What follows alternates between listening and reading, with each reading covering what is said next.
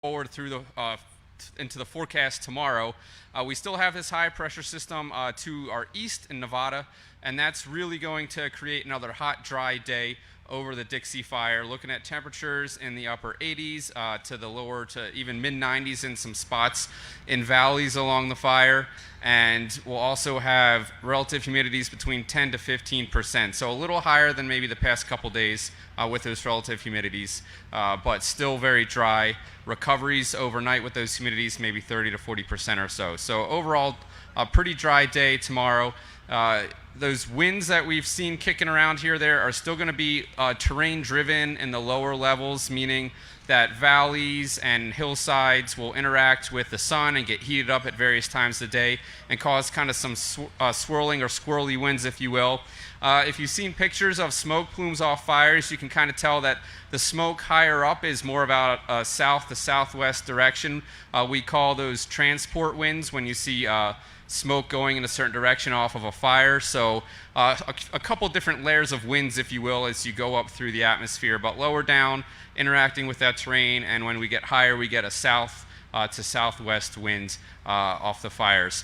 Going forward through the next couple days, we're going to have continued hot and dry going into Thursday. Looking at perhaps a bit of a weather change on Thursday into Friday. Some more active weather coming in perhaps with a system that'll be moving through the Pacific Northwest, and we'll be watching that tomorrow, getting a better idea and really honing in a better picture for later in the week. That's all I've got. Thank you very much.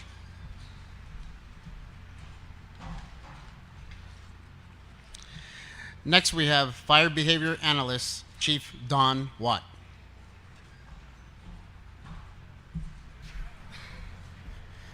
Good evening. Fire Behavior Analyst Don Watt with CAL FIRE Incident Management Team 1. So as you heard from the IMET, we do have those hot, dry conditions staying in through tomorrow. So kind of what we saw today with some of the winds, we saw a little increased activity up in the Shasta sector just above Lassen Park, just in that area of Badger Mountain, and it's kind of moving to that north. We had a south wind on it today. We'll probably see some more of the same of that south to southwest wind tomorrow. So we'll see that increased activity up there. Limited activity on the Lassen sector. We finally had a day where we didn't see any spots coming out of there, which was really helpful. The biggest thing that we're seeing all over the fire, this longevity of the fire has created where the overstory has dried out. It's starting to drop its needles and leaves. And we continue to see that create a new fuel layer on the ground. So where it hits hot spots, we start seeing small fires pick back up. And so that's going to be the challenge over the course until we get significant rain on the large size of the fire to try and combat those. The other thing is we still have a lot of green pockets in there. That's what's producing a lot of the smoke that you see away from the main fire front. So you'll see those smoke columns come up here and there, and that's a lot of those interior fuels just burning out and the large fuel smoldering, and they'll be smoldering for days and days, probably weeks, maybe in a month, as those large trees that have been put to the ground, they keep burning out and burning out. So that's producing a lot of the smoke. Where you'll see most of the smoke production on the north is from active fire up on the top there. Have a nice night.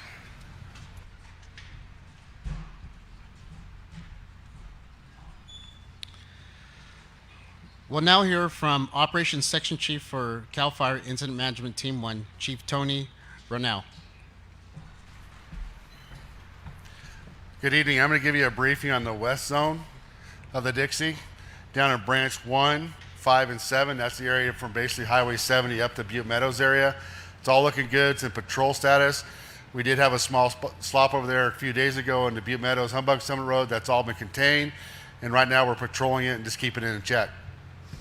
Move up into Branch 9, that's the Highway 32, 36, 89 area.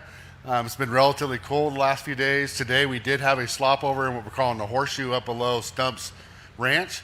It's 10 acres, but it's all contained, it's looking good. Some of the issue we're having is what we call needle fall. So as the fire moves underneath the canopy, it weakens the pine needles. It burns them a little bit and it weakens them. As the wind blows, it drops to the ground. It's finding hot embers and it's lighting back up.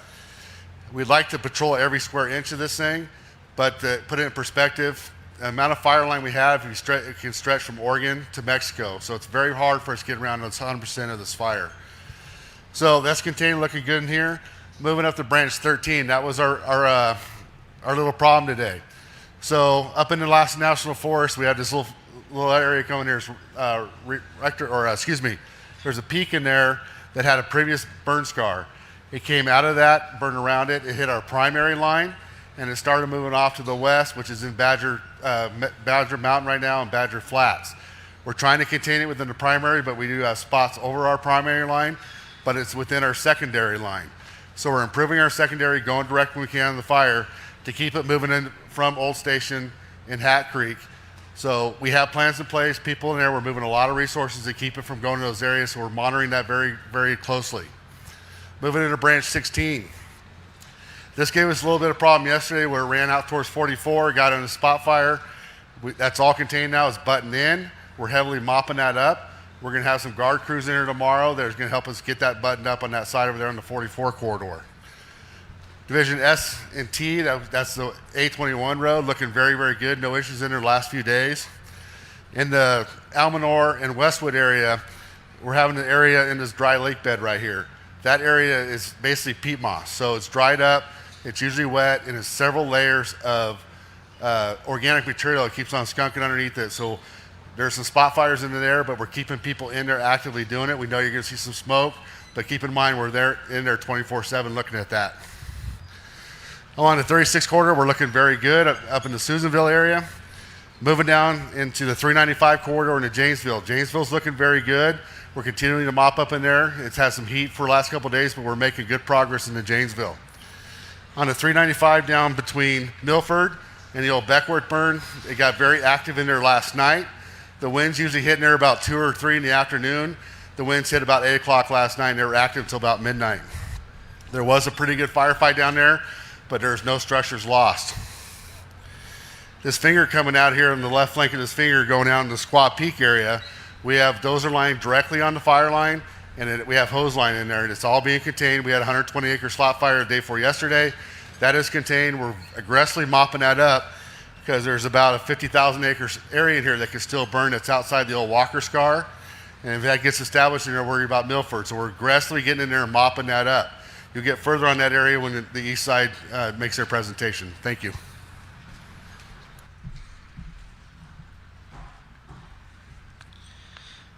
We will now have a pre-recorded operational update from the East Zone, Operations Section Chief of Great Basin, Team 1. Good afternoon, Ian Satterfield, Planning Ops trainee. I'm going to go over kind of what occurred today and what the plan is for tomorrow. We'll start in Oscar. Again, a lot of good work got done in there. Everything held. They've had no issues in there. They'll continue to patrol mop and get more and more depth into their mopping operation. Moving around into Papa. The plan tomorrow is we're going to be moving a couple of shot crews around. They're going to start on this westerly edge and go direct on that, bringing it up to the top of the escarpment.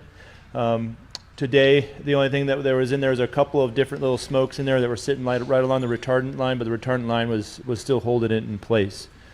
Again, they'll evaluate this little pillow in the middle and determine whether or not it's worth even putting some folks up here to go around and see if there's any heat or smokes up in there, but they'll evaluate that and come up with a plan. And then on this side, it's already touched into the Beckworth fire. Moving around into QQ off of Dixie Mountain, the crews were up there holding the hand line. They've had no issues today, as well as you come around the dozer line down into the bottom.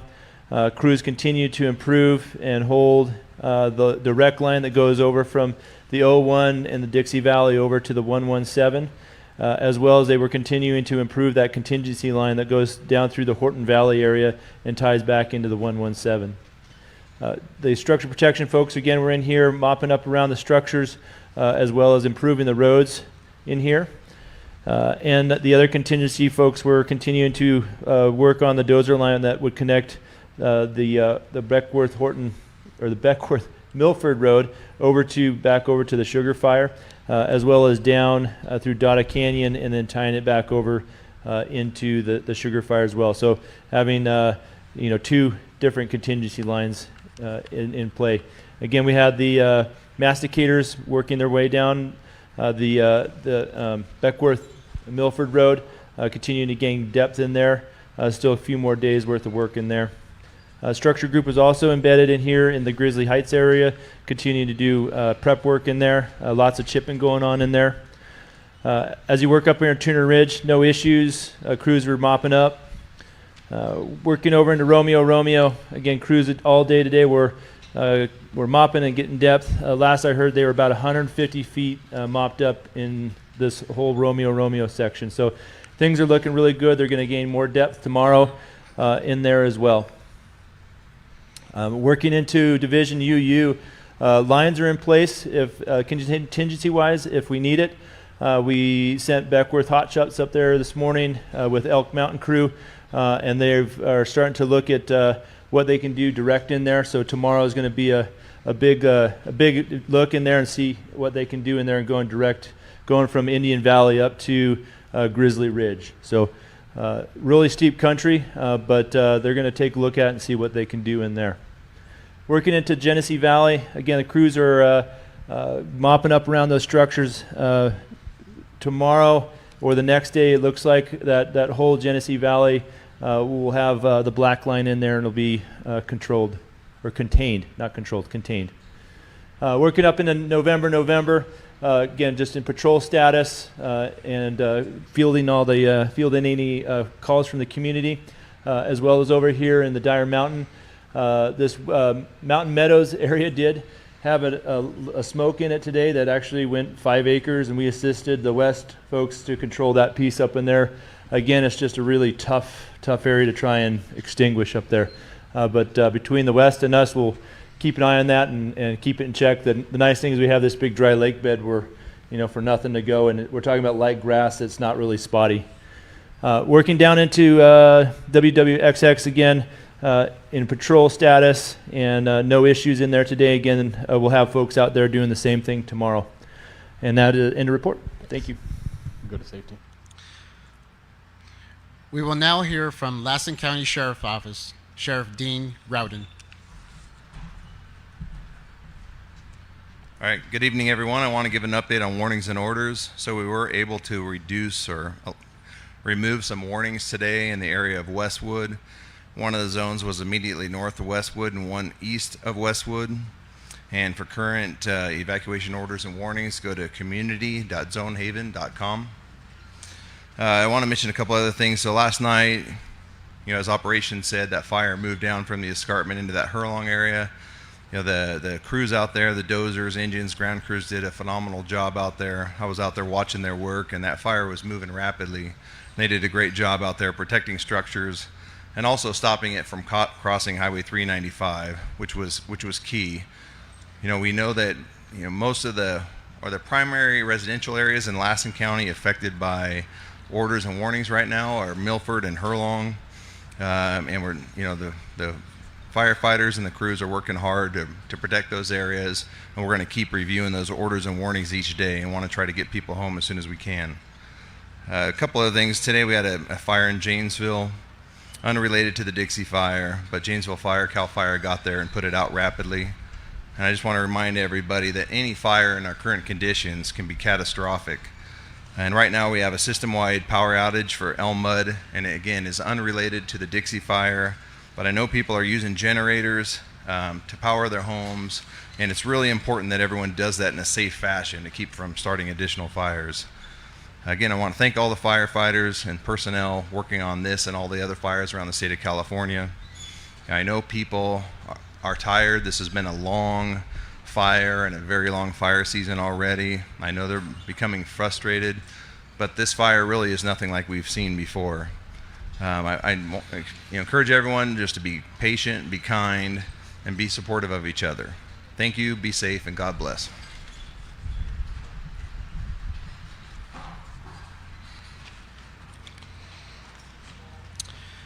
Our next speaker will be Agency Administrator for Lassen National Forest, Derek Whitebargen.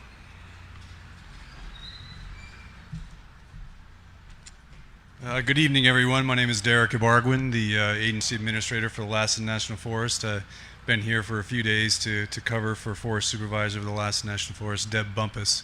So it's a pleasure to speak with you all today. I've had a few observations, just want to reflect back, my very short period of time here. And those three things are, just the simple scale and duration of the impacts that you all are facing is taken very seriously. Very seriously. My heart goes out to all of you who have been impacted by this. And then secondly, the incredible effort by this incident management team and all the people assigned to this fire is no small effort. They've put their hearts and minds into this to help everyone, and they're thinking about you as well. There's a great amount of coordination going on among entities to deal with this, and I really admire that. The communities here should be proud of that and what's going on for cooperation. And then lastly, we still got fire on the landscape. You heard it from the operations folks. We've got situations out there. There's been a ton of progress, and we still have a situation to deal with, and this team is making the decisions necessary to put the right resources, I know the map's not up there, but put the right resources in the right places to protect you and the values that you hold dear to you. So given that, you've got the impacts, you've got the efforts that are going on out there, you've got the fire situation, and I just really want you to know what I've experienced here, and that is on a daily basis, the strong level of coordination going on among everyone here with people who are assigned to this fire, our partners, cooperators, is incredible. And I think it's important that you all know that, and everyone has your safety and minimizing the impacts to you in mind. Strong and best efforts have shown up here, and they're being made. And it's a very tough year. That's been mentioned by the sheriff as well. It's a very tough year. And yet those strong efforts are still being made by folks that are tired and been away from home for a while. And I know all of you have been impacted equally with some of you being away from your homes and losing things that you love as well. So this is day 57. It's a long haul, and just keep in mind that you all are the most important thing. Thank you.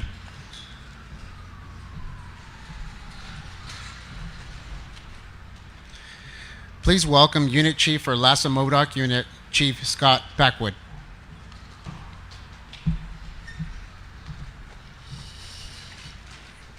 Good evening, Scott Packwood, Unit Chief, Lassa Modoc Unit, CAL FIRE. I'm going to talk about a lot of the same things that Sheriff Rouden talked about tonight. One of them being the power outage that happened locally here in Susanville. Since the beginning of the incident, Elmed has not been receiving the normal power due to the damage to the power lines from PG&E. So much of the local area has been running on Honey Lake Power. They had a mechanical issue today, so they had to shut down. To restart that power plant, it takes some energy from PG&E to heat up the boilers and get it going again. So they have to divert power from the Hat Creek line over to Honey Lake, and that requires them to divert a certain amount of power over to the Honey Lake power plant to get it going so they can restart. So they're working on that, and hopefully that'll be up and running again, possibly as early as sometime tonight. No guarantees. Get back and when they get back to us, we'll know when that's going to happen, but as of right now, we don't. Secondly, as Sheriff Rouden said, we had an unrelated structure fire on Dirt Pine Street in Janesville, resulting in the loss of one garage, damage to a residential structure, and at least 2 vehicles. The cause is still under investigation, and I'd like to thank the response of the local departments, Janesville, Milford, Susan River, as well as many of the cooperating agencies that are working on the Dixie fire that quickly responded to contain that structure fire to just the property involved. And lastly, we'll talk about generator use while the power is out. Be sure while you're using your generators at your residence or your personal property that it is in a safe location. It's well ventilated. It's away from any flammable materials, such as close to being next to structures or walls or building materials. It's clear of any flammable vegetation. The exhaust is well ventilated. Also, it needs to be properly wired or using the proper gauge extension cord if you're just running certain appliances or keeping your freezers or refrigerators on. Make sure you have adequate extension cords that are rated to power that equipment or that appliance. And lastly, when you go to refuel your personal generator, make sure that it's cooled off. You're safely putting fuel back in it without spilling it onto the hot engine that could cause a severe injury if it ignited and caught on fire. So be careful. We know it's a very big inconvenience when the power's out, but operate your generator safely and maintain that safe operating areas. Thank you. Good evening.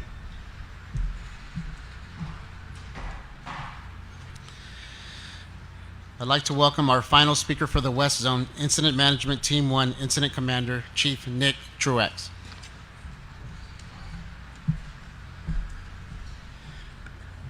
All right, good evening, and thank you for joining us again. So, as previously stated, the incident now 919,300 acres, 59% containment. So we get a lot of questions about what the containment is and what that means. So with 919,000 acres in the size of the fire that we've got, that's approximately 795 acres of fire perimeter. 328 of that are we consider open line, and about 467 of that currently is what we're considering contained. So I just kind of want to go over that a little bit because we do get a lot of questions. So I'll go over to the map here. All right, so what we consider contained line is this black line that you see along the map. So when you look at our maps each night, you see all that black line on there. And you've probably heard our operations chiefs talk about that over the weeks.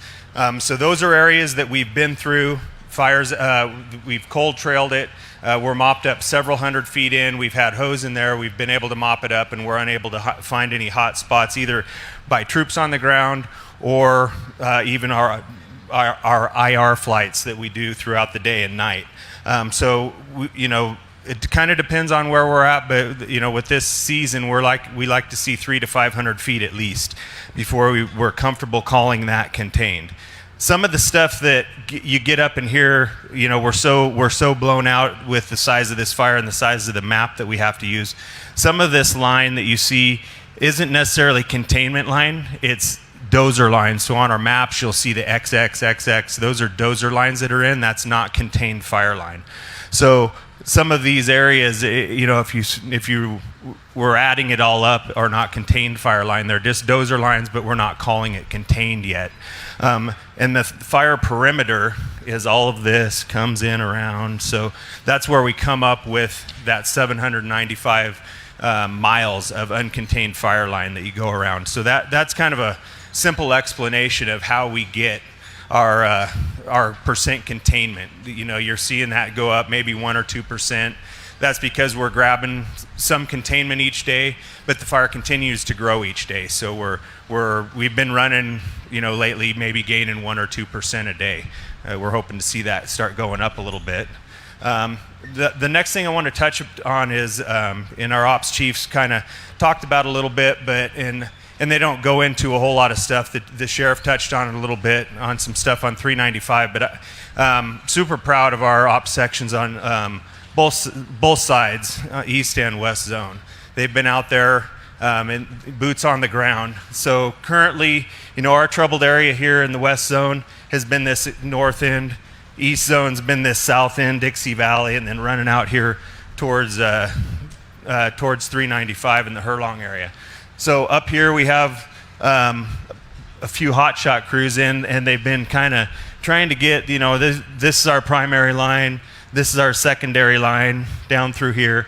So we've got these lines in, and when fire gets in with those boxes and we can't get around those spot fires, then we'll take it out to these lines. So they're working all of these lines constantly, and they've been doing that here for a couple weeks out here on 44. The last few days we've had spot fires each day. Last report, that actually is held good tonight. Last night down in Janesville, as many of you know, 395 was shut down for a few hours last night. When that fire decided to get up last night about this time of the night, we had fire 30 to 40, 50 feet high sheeting across the brush through there. Went right across a 10-blade wide dozer line, hit 395, got a few spots out in front of it, the engines and stuff. Dozers were able to pick that up, and it settled right out by, about 10, 11 o'clock last night, and then they were able to get the road open by 1 o'clock in the morning. And so that was kind of an incredible fight down there last night. Similar situation down in Dixie Valley the night before. All night long, the troops were in there doing structure protection. Unfortunately, a few were lost, but doesn't sound like as many as originally thought.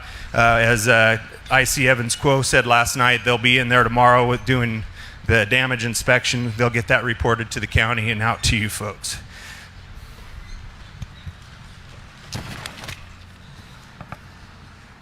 So just kind of to sum up, there is some incredible work being done out on the ground, both by the firefighters and the law enforcement out there. I know it's a long haul. Everybody's ready to be done with this, and that includes all of us here. We're still in it for a few more weeks, unfortunately. We're getting the areas narrowed down, the extreme north, the extreme south of this thing. But bear with us, stay patient with us. I guarantee you those folks out on the ground, they are putting it all out there for you to get your life back to normal. Thank you.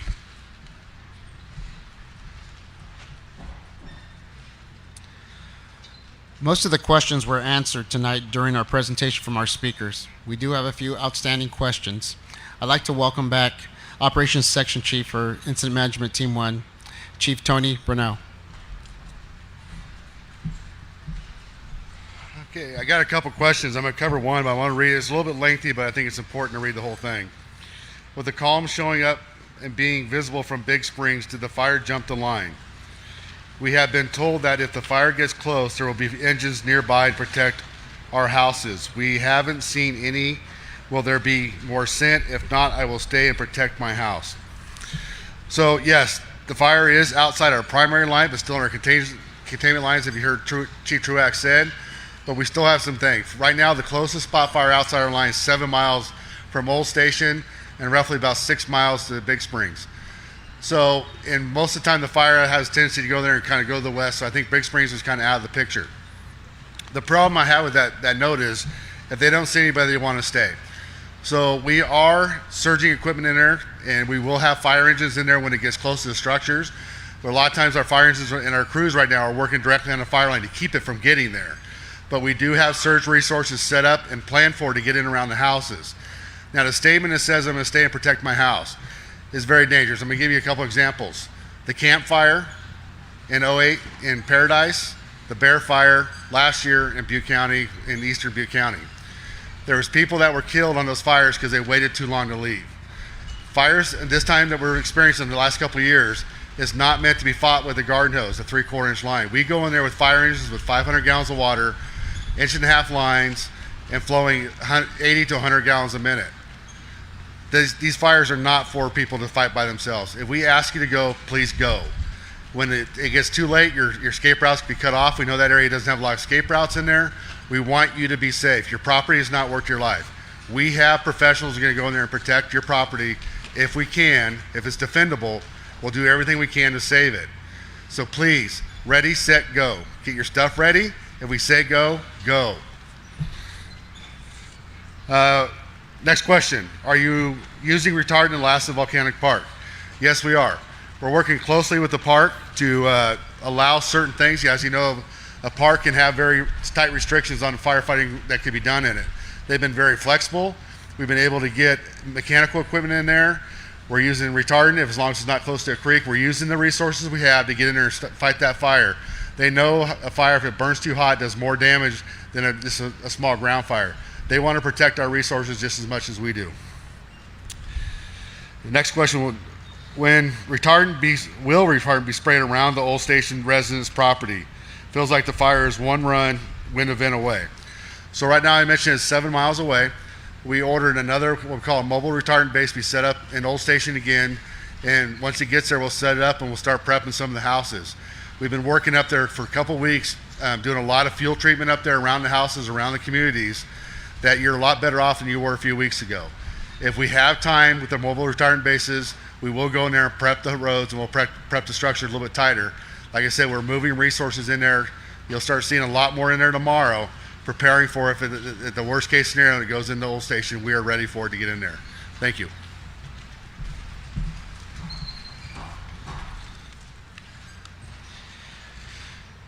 We'd like to thank all of our presenters for their information.